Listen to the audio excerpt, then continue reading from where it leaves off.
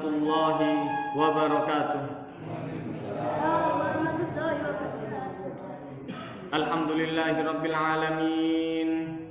Wa bihi nasta'inu ala umurid dunya waddin. Wassalatu wassalamu ala ashrafil anbiya'i wal mursalin Sayyidina Muhammadin wa ala alihi wa sahbihi wa man tabi'ahum bi ihsanin ila yaumiddin. Subhanaka la ilma lana illa ma 'allamtana innaka antal alimul hakim. Qala Allah ta'ala fi kitabil karim, a'udzu billahi minasy syaithanir rajim. Bismillahirrahmanirrahim. Alif lam mim. Dzalikal kitabu la raiba fihi hudan lil muttaqin alladzina yu'minuna bil ghaibi wa yuqimuna as-salata wa mimma razaqnahum yunfiqun walladzina yu'minuna bima unzila ilaika wa ma unzila min qablik wa bil akhirati hum yuqinun ulaika ala hudan min rabbihim wa ulaika humul muflihun.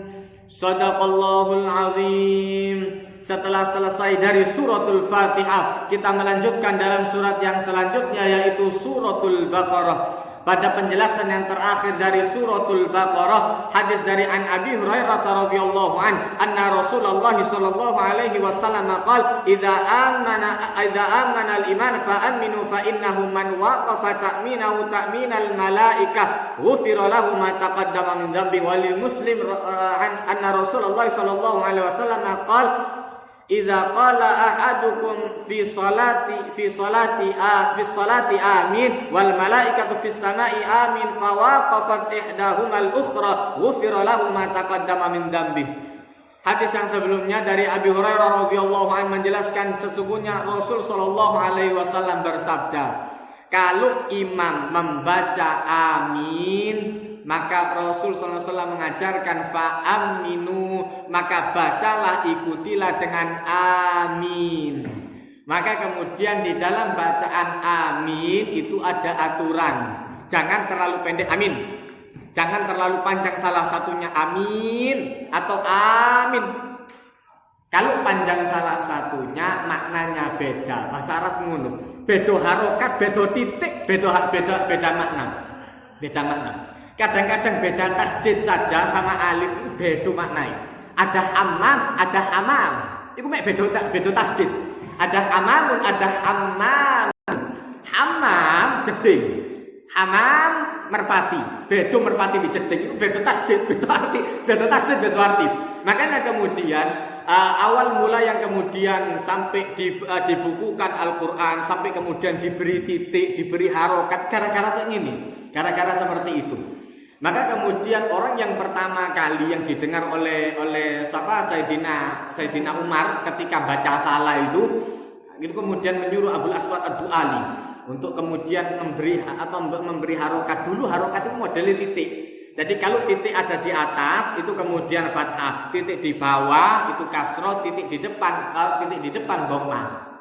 Iku beda ngono. Saiki ana dhamma ngene, ana fathah, ana panjang. Iku kadang-kadang sik salah sih. Ada yang 6 harokat dibaca seret, ana layari. Kalau layar berarti dibaca paling tidak 4 harokat atau 6 harokat. Enggak, kadang-kadang sik kependekan sih anan. Wis dikek tulisan kayak ngono sih kadang-kadang salah sih anan. Dan niyo nek gundulan langsung buyar, kacau luar biasa. Nah maka kemudian ketika di dalam surat At-Taubah itu ada orang salah bacanya, annallaha bari'um minal musyrikin, harusnya wa rasuluh. Ini orang ini karena ndak paham bahasa Arab, dia bocone annallaha bari'um minal musyrikin wa rasulih. Jadi disambung ambil atofnya dimasukkan ke sini. Kacau maknanya. Kalau tadi pakai warusulah atau warusuluh, sesungguhnya Allah Ta'ala dan Rasulnya berlepas diri dari orang musyrik. Begitu bedo kasro diganti kasro warusulih itu mau, berarti Allah Ta'ala berlepas diri dari orang musyrik dan Rasulullah. Oh, berarti orang makanya kemudian orang datang kepada Sayyidina Umar. Ya Umar, saya mau sama Allah Ta'ala tapi saya nggak mau sama Rasul. Coplok sandal apa ditempelin. Itu sudah dilepas sandalnya sama Sayyidina Umar. Mau ditempelin. Maka kemudian Sayyidina Umar, orang ini mengatakan, jangan dulu, jangan menyakiti saya dulu. Kata dia, saya baca di dalam Al-Quran Annallaha bari'um minal musyrikin. Dia bacanya wa rasulih. Berarti Allah Ta'ala tidak ngurusi antara Allah Ta'ala tidak ngurusi Rasul dan tidak ngurusi orang musyrik. Berarti derajatnya Rasul sama orang musyrik sama. Kacau. Akhirnya kemudian diberi harokat. Dulu pertama itu diberi harokat itu kayak ngunik mau. Titik di atas itu kemudian fathah, titik di bawah itu kasroh, titik di depan berarti dhammah. Orang dulu bacanya seperti itu. Tapi masih belum ada perbedaan antara sin kemudian ba ta itu padha kabeh. Jim akho sod dod padha kabeh. Kacau kalau modelnya kayak gitu. Islam semakin berkembang, maka mulai dibukukan. Nah, maka kemudian sama seperti itu. Ketika orang pembacaannya yang panjang, minnya pendek, amin. Maknanya aman. Orang yang mengamankan.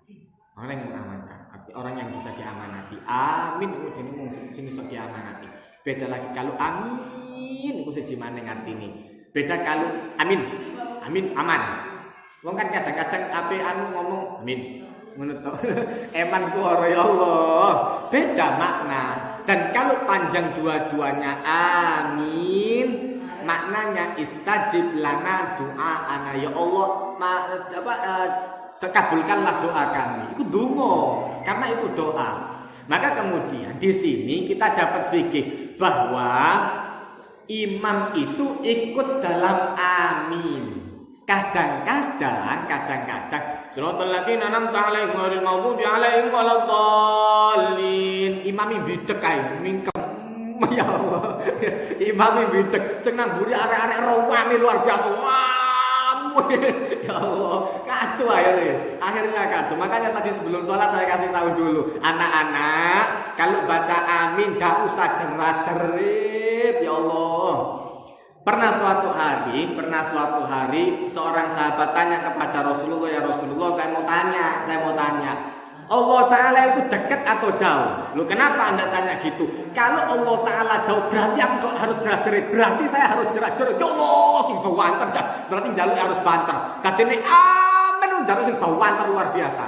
Tuli. Dan kalau Allah Ta'ala dekat, berarti saya tidak perlu jerat-jerit. Saya munajat saja sudah cukup. Saya berbisik.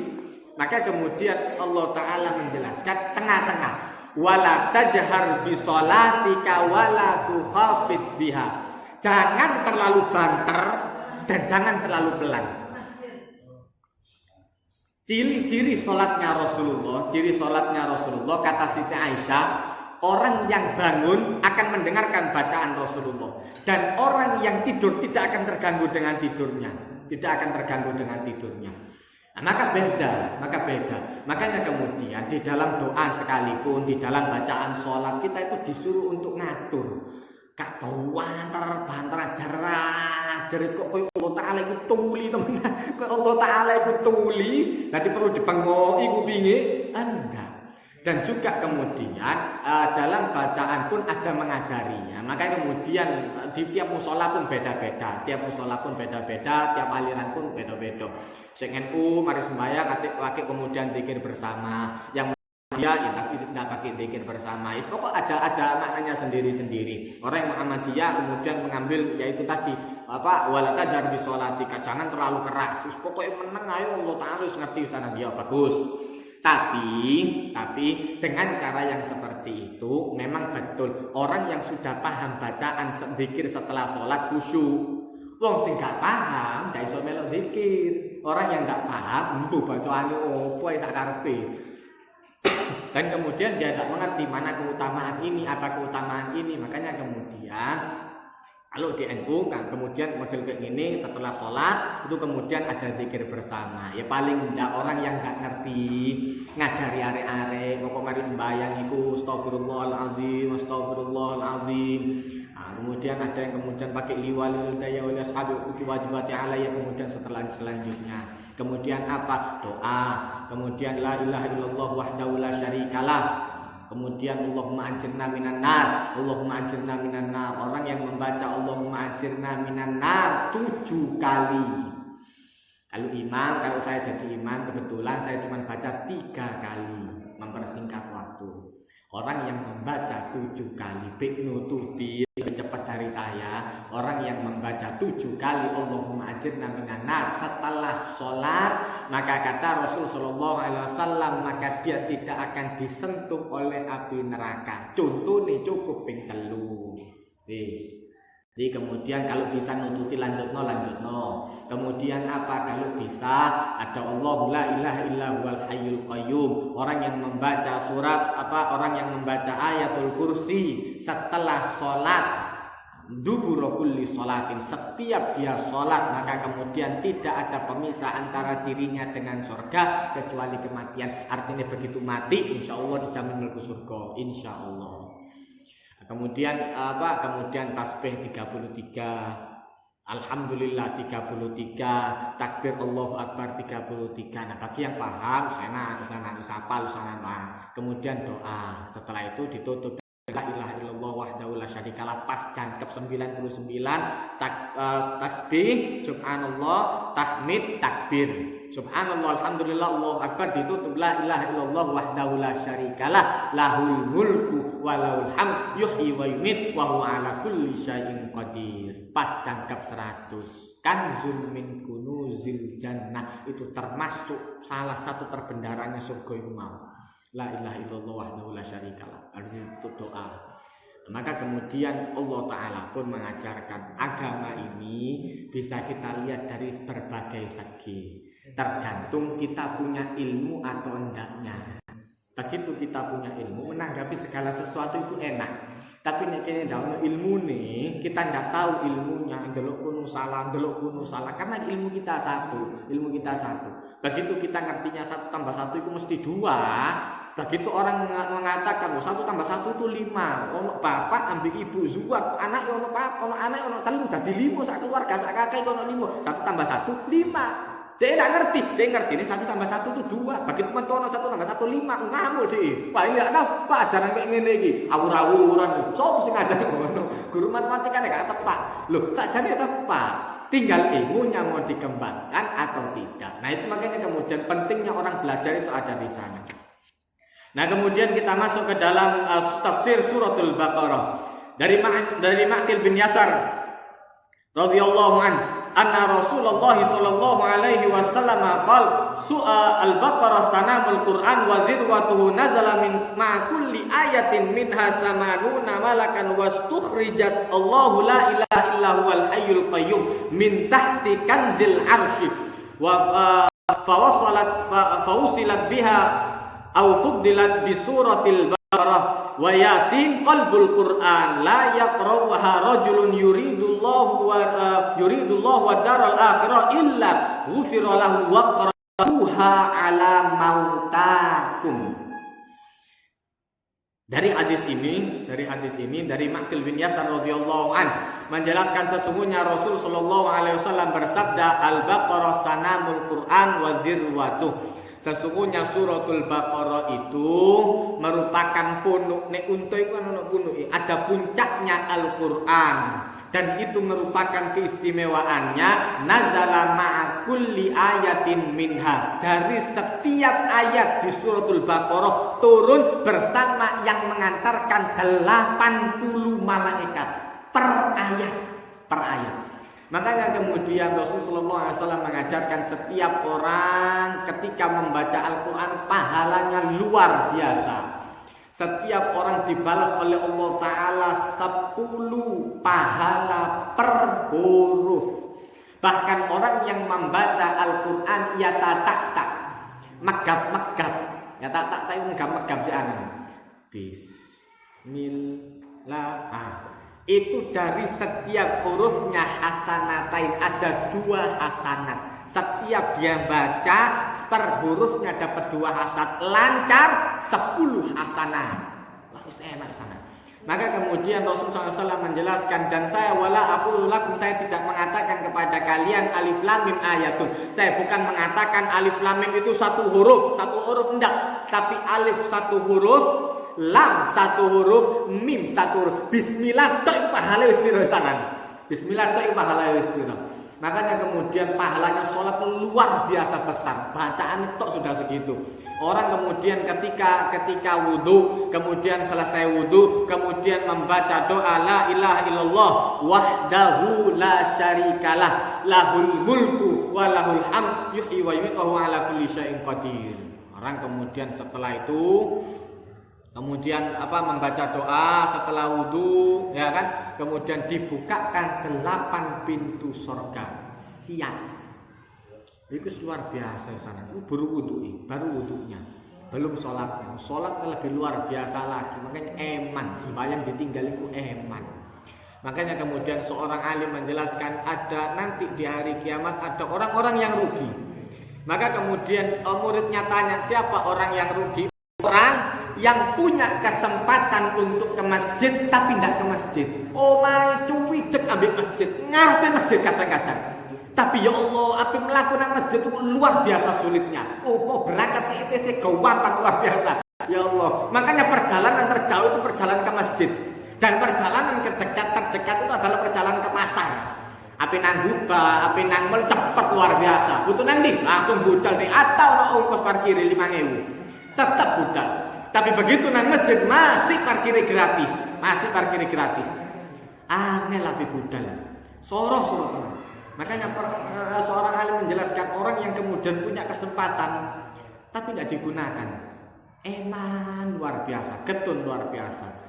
Nah, maka kemudian Rasulullah SAW menjelaskan, setiap ayat dari suratul Baqarah ini turun bersama 80 malaikat. Wastukhrijat, dan ayat kemudian Allahu la ilaha illa huwal hayyul qayyum, ayatul kursi, dikeluarkan oleh Allah Ta'ala min tahtil arsy, dari arsy, dari bawahnya arsy, kemudian dimasukkan dan kemudian diutamakan oleh Allah Ta'ala sampai menjadi ayat yang paling utama dengan suratul Baqarah.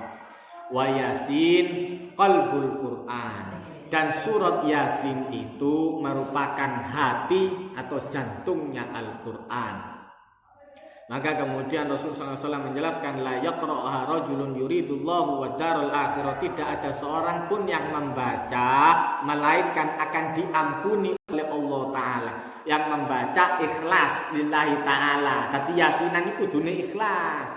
Titik kemudian bangku kono panganane, titik panganane kebuli teko nek gak kebuli gak teko wae iku mau siji maneh.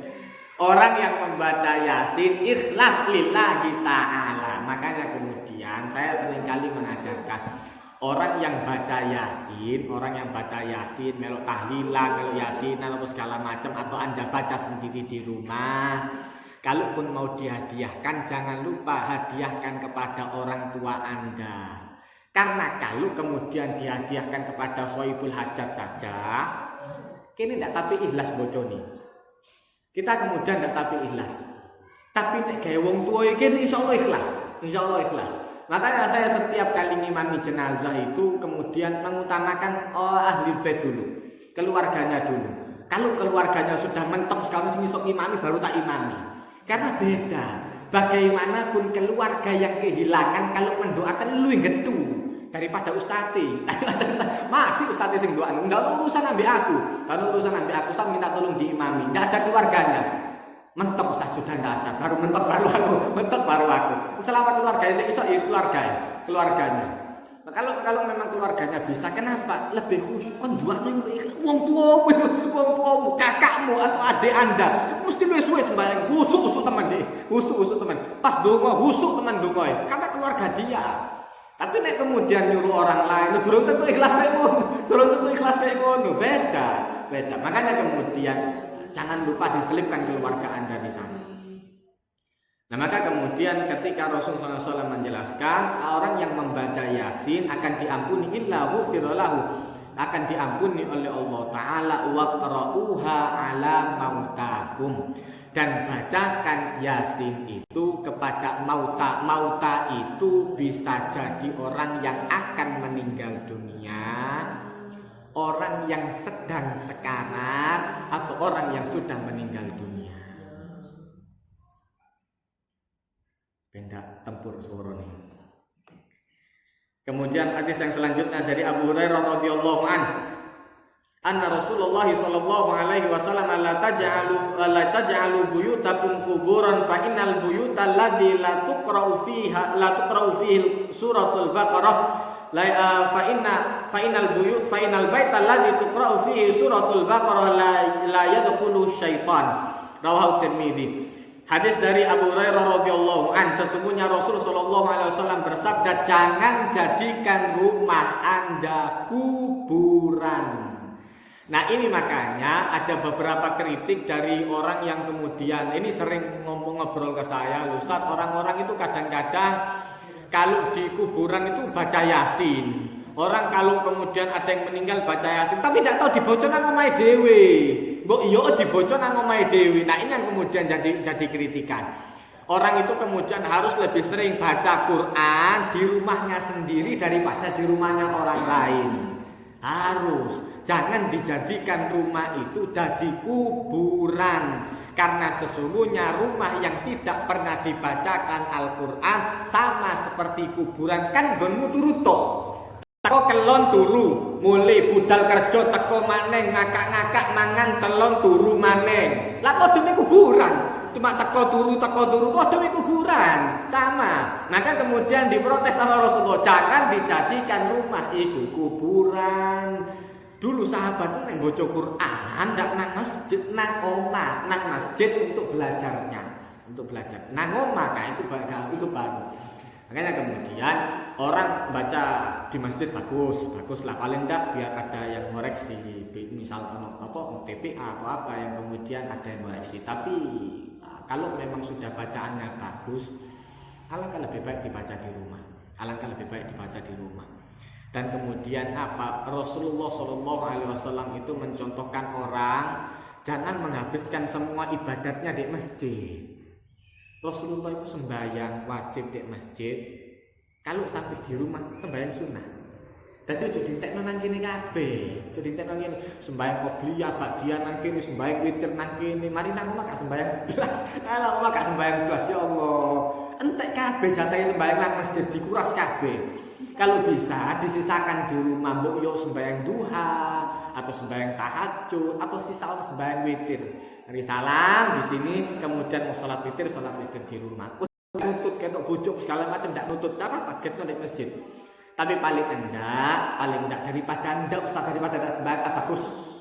Daripada enggak sembahyang lebih baik sembahyang di masjid.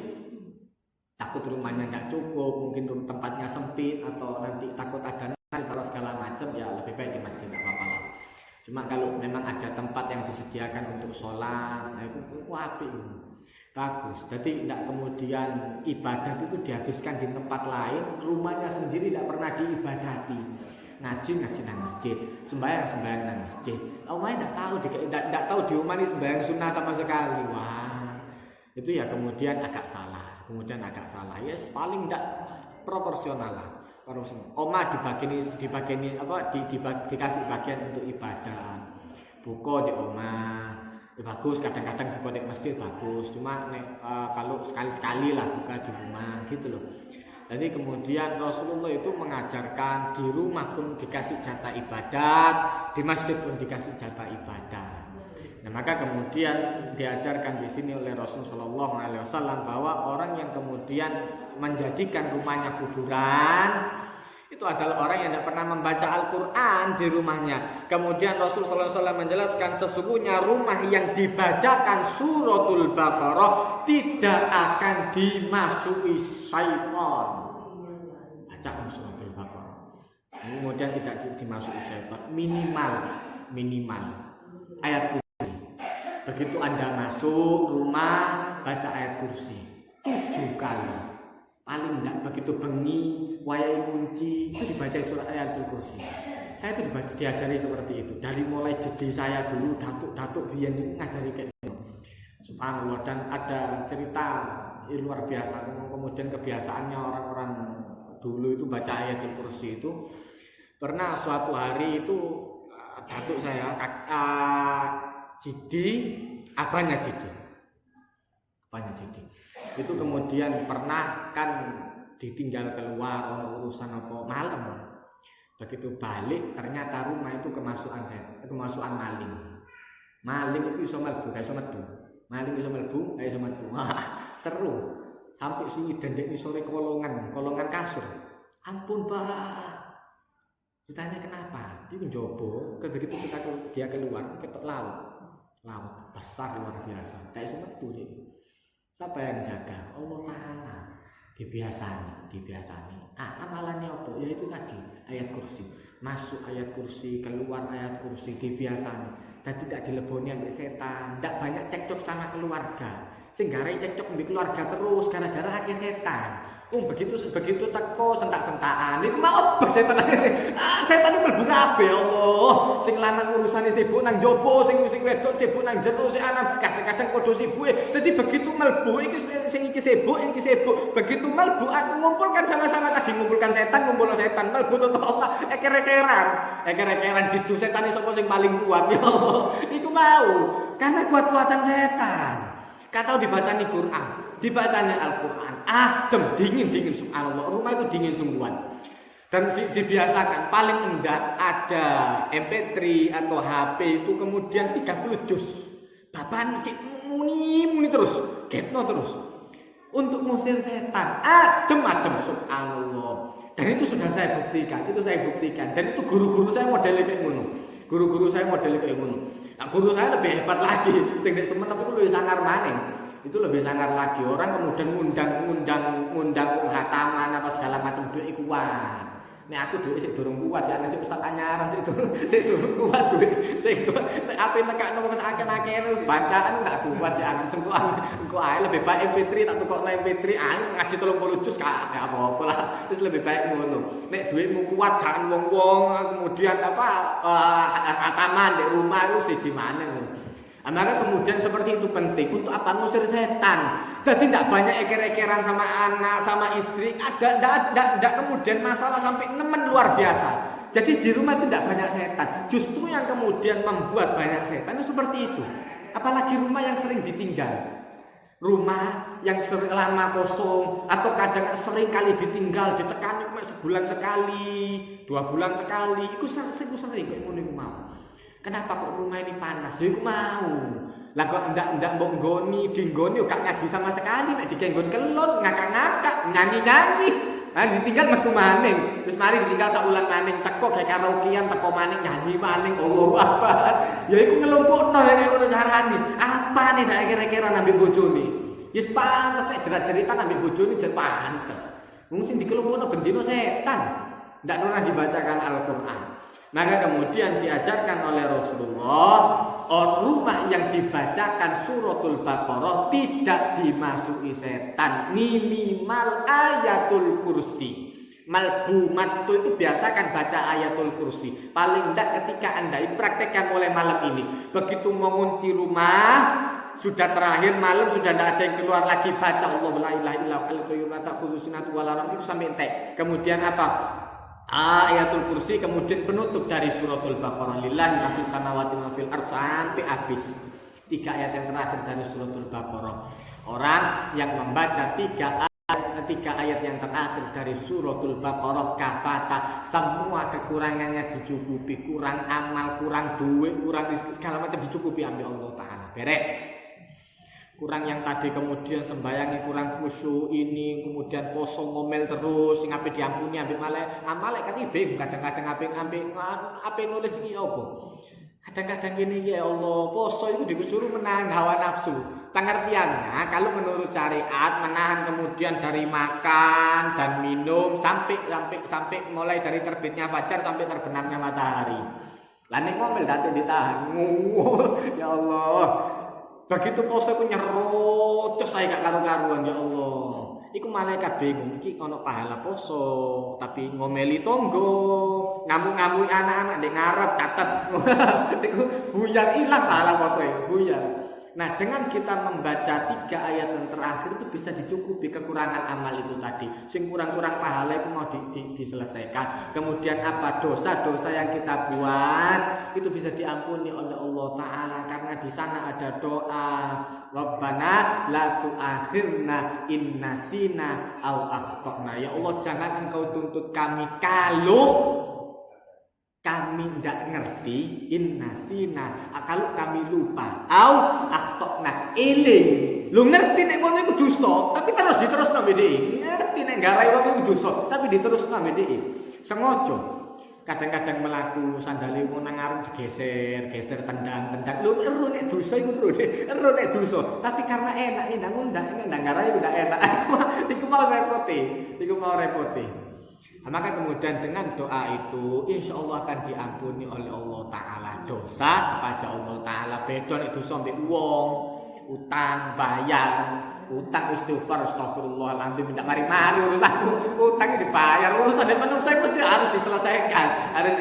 Nah, ustaznya dalil orang kemudian membaca 3 ayat yang terakhir kemudian diselesaikan, termasuk utangnya dibayar, bayar baru diampuni oleh Allah Ta'ala. Sing molor-molor itu mau apa nih tidak dibayar kirim salam si jemane. Hadis yang selanjutnya dari Ibnu Mas'ud radhiyallahu anhu. Qala inna syaitana yafiru minal baiti yasma'u fi suratul Baqarah. Sesungguhnya dari Ibnu Mas'ud radhiyallahu anhu beliau menjelaskan sesungguhnya syaitan itu lari dari rumah yang dibacakan suratul Baqarah. Melayu setan. Dakwani melbu. Yang sudah ada di dalam akan keluar, yang dari luar tidak akan bisa masuk. Itu ada ijab sendiri. Kemudian hadis yang selanjutnya dari Sal bin Sa'id radhiyallahu anhu qala Rasulullah sallallahu alaihi wasallam inna likulli syai'in sanamun wa inna sanamul Qur'an al-Baqarah wa inna man qara'aha fi baitihi lailatan lam yadkhulhu syaitan thalatha layalin wa man qara'aha fi baitihi naharan lam yadkhulhu syaitan thalathata ayyamin. Rawahu Abu Qasim. Hadis dari Sal bin Sa'id menjelaskan sesungguhnya Rasul sallallahu alaihi wasallam bersabda, sesungguhnya dari segala sesuatu itu ada puncaknya. Ini paling dukur di sebelah kini, masjid paling dukur kubahnya. Segala sesuatu itu ada pucuknya, ada puncaknya. Dan sesungguhnya puncaknya Al-Qur'an adalah suratul Baqarah. Maka kemudian Rasul sallallahu alaihi wasallam menjelaskan barang siapa yang membaca di rumahnya pada malam hari dilindungi oleh Allah Ta'ala 3 malam. Dan barang siapa yang membacanya pada siang hari dilindungi oleh Allah Ta'ala rumahnya 3 siang. Berarti dibaca nih Quran, dibaca nih penting. Orang baca Quran di rumah itu penting, ibadat itu penting.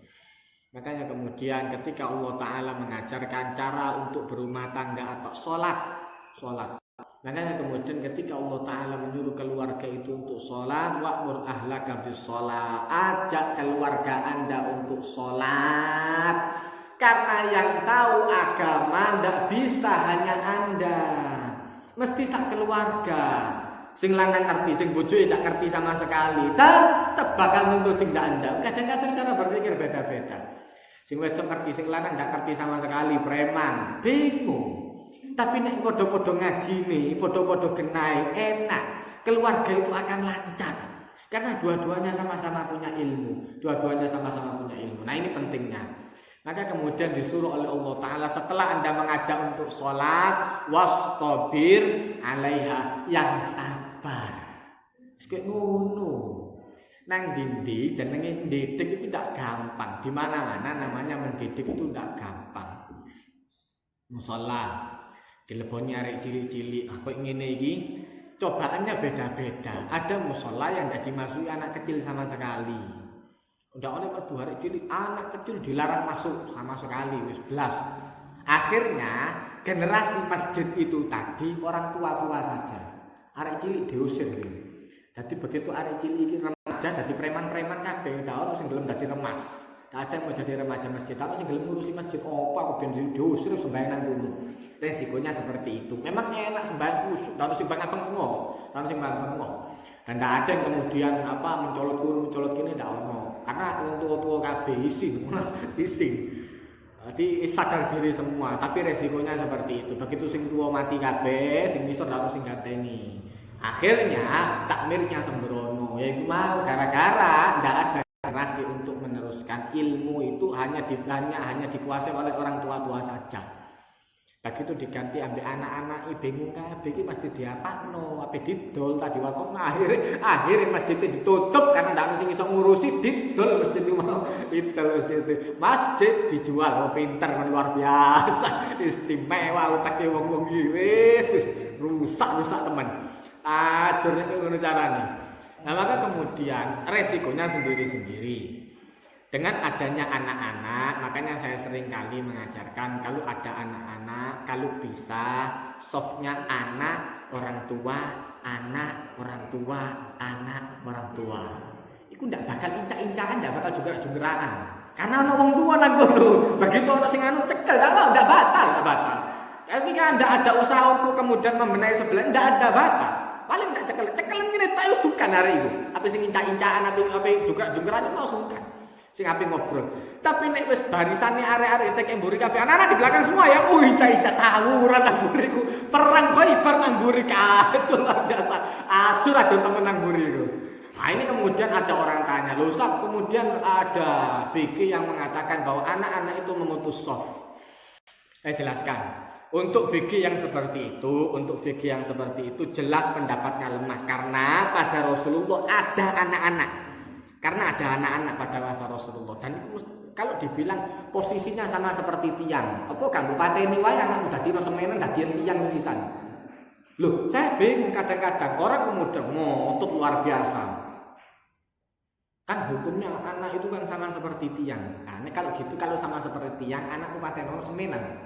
Teken nang masjid. Dadi tiang sisan. Posisinya sama seperti tiang. Tetap menyambung soft. Tidak ada kemudian gara-gara anak kemudian soft itu bisa putus. Dan tidak orang masjid itu kemudian tidak tiang sama sekali los ngene kabeh. Robo dari masjid tidak ada oleh orang tiangi. Memang betul ada kemudian hadis dan kemudian beberapa ulama menjelaskan Rasulullah itu tidak suka masjid yang banyak tiangnya. Nek sakene ndak suka Rasulullah. Tapi kalau cuma sekedar untuk mendirikan masjid kayak gini kan mek loro tiangi. Dan enggak ada masalah. Orang kadang-kadang mikir-mikiran ambek perkara saking ndak geleme mlebu masjid iku dadi perkara koyo ngono dipelajari gitu. Perkara koyo ngono dipelajari ya Allah. Dadi ngelu temen wong iku. Begitu mlebu masjid itu ngelu di metelek masjid sing ndak ono tiangi. Nah di masjid ono tiangi. Ya perkara masjid ono tiang yo. Nek musola ndak ono tiang karena cilik masuk akal. Masjid ndak ono tiang, digawe Jumatan sakjane kene.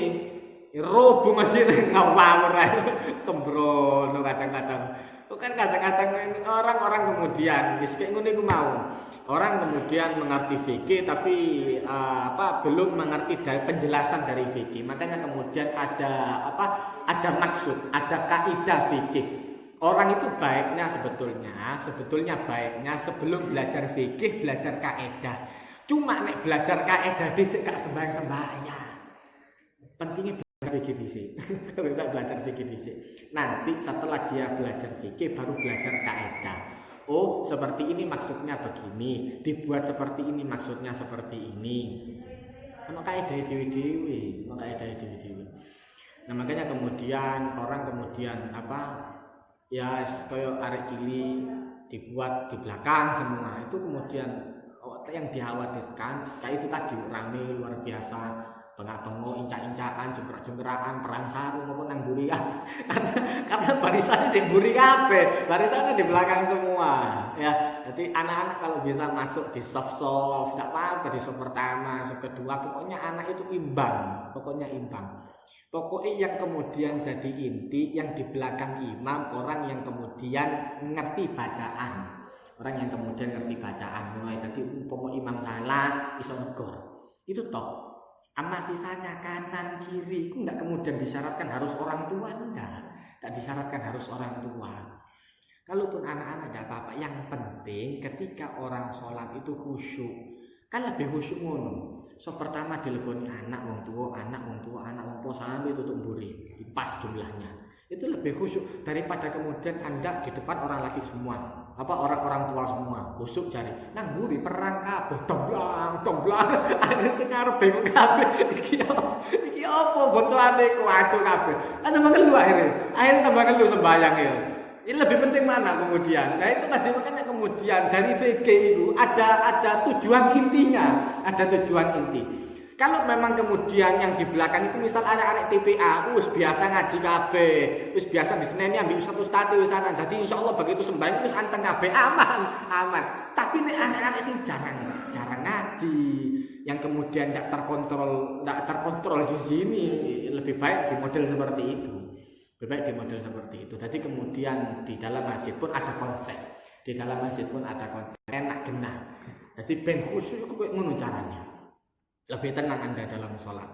Maka kemudian dari hadis ini Rasulullah SAW menjelaskan seperti itu. Sesungguhnya rumah yang dibacakan suratul Baqarah kalau malam hari dilindungi 3 malam, kalau seandainya siang hari dilindungi 3 siang. Ini dari beberapa kemudian banyak riwayat-riwayat yang menjelaskan bahwa suratul Baqarah itu mengusir syaitan. Kemudian yang selanjutnya dari Buraidah dari Buraidah dari ayahnya, kemudian beliau menjelaskan kuntu jalisan indan Nabi sallallahu alaihi wasallam, saya duduk di majelisnya Rasulullah, saya duduk bersama Nabi, kemudian fasami'tu yaqul ta'allamu suratal baqarati fa inna akhdaha barakah wa tarkuha asrah wala yastati'u al-butlah. Beliau ini hadis yang agak panjang, maka saya jelaskan sepotong-sepotong dulu ya. Dari Buraidah dari ayahnya, kemudian beliau menjelaskan ketika saya duduk bersama Rasulullah, kemudian Rasulullah menjelaskan sebuah hadis, ta'allamu suratul Baqarah, pelajari suratul Baqarah. Fa inna akhda barakah, sesungguhnya orang yang mempelajari, membaca secara lancar, pemaning iso apal, barokah luar biasa. Dan orang yang meninggalkan suratul Baqarah asrah, akan rugi luar biasa. Karena sesungguhnya wala yastati al-butlah, dan kemudian orang yang biasa baca suratul Baqarah ini tidak bisa ditembus oleh sihir. Orang yang biasa membaca suratul Baqarah ini tidak bisa ditembus oleh sihir. Ada kalanya ketika orang lalai itu kemudian diperingatkan oleh Allah Ta'ala. Ada kalanya peringatan itu untuk pelajaran. Jadi kemudian model seperti ini diajarkan, Rasulullah itu apal suratul Baqarah, lah kok kelebonan, kok bisa disihir. Kalau umpama Rasulullah tidak iso disihir sama sekali, maka kita tidak akan tahu hadis kemudian orang yang kemudian disihir itu baca ini tidak ngerti, karena tidak ada riwayat yang kayak ngono. Dengan adanya seperti itu pelajaran luar biasa. Sudah waktunya azan. Barakallahu wa lakum fil Qur'anil azim wa nafa'ani wa iyyakum bima fihi minal ayati wa dzikril hakim wa taqabbala minni wa minkum tilawatahu innahu wal ghafurur rahim. Allahumma arhamna bil Qur'an waj'alhu lana imama wa nuran wa hudan wa rahmah. Allahumma dzakirna minhu ma nasina wa 'allimna minhu ma jahilna warzuqna tilawatahu ana al-laili wa atrafan nahar waj'alhu lana hujjatan ya rabbal alamin. Rabbana atina fid dunya hasanah wa fil akhirati hasanah wa qina adzabannar wa adkhilna jannata ma'al abrari aziza ghaffar rabbal alamin. Sallallahu alaihi wasallam wa ala alihi wasallam walhamdulillahi rabbil alamin. Wassalamu alaikum warahmatullahi